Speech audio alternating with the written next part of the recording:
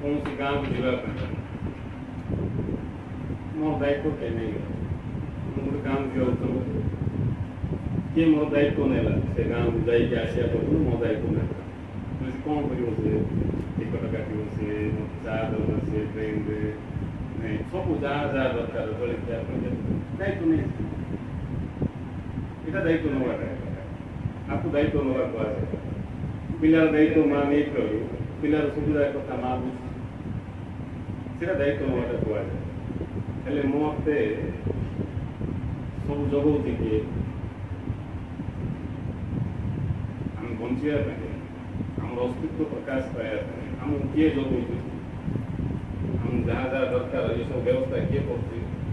ଯଦି କିଏ କରୁଛି, ସେ ଦାୟିତ୍ୱ ନେଇଥିବାରୁ କରୁଛି ନା ଆମେ ଯାଇକି ଭଗବାନଙ୍କୁ ମାଗିଲେ ହେ ପ୍ରଭୁ ମୁଁ ଭାତ ଖାଇବାକୁ ଚାହୁଁଛି, ତୁମେ ଟିକେ ଚାଉଳ ଦିଅ।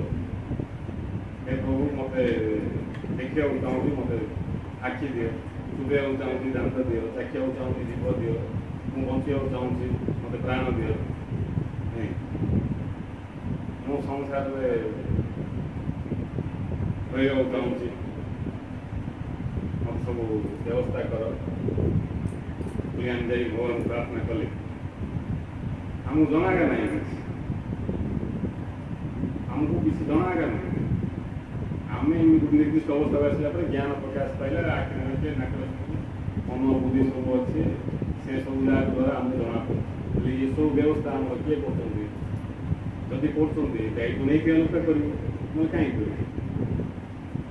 ପିଲାଟା ଜନ୍ମ ହେଲା, ଇଆଡ଼େ ପିଲା ଜନ୍ମ ହେଇଛି ନାହିଁ, ସିଆଡ଼େ ମାତୃ ସମାଜରେ କ୍ଷୀର ପ୍ରବାହିତ।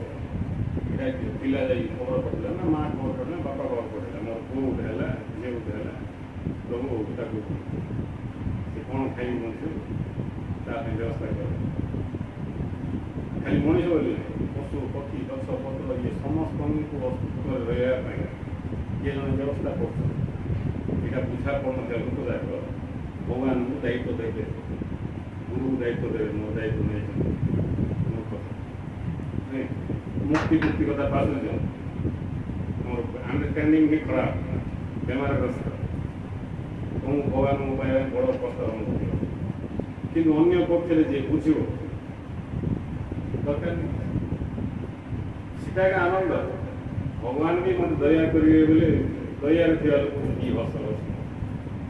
ଯିଏ ଅନ୍ୟର ଦୟାରେ ଅଛି ତା ମୁହଁରେ ହସ କେବେ ଆଇବନି। ଦୟାରେ ହସ ପଡ଼େ। ଦୟାରେ ଅଛି ମୋତେ କିଏ ବି ଦୟାରେ ଅଛି। କାଲି ତା ଭିତରେ ଭାବ ଚେଞ୍ଜ ହେଇଗଲା ବୋଲି ମୋତେ ଠକିଆ ମାରି କାମ ଦେଇପାରିବି।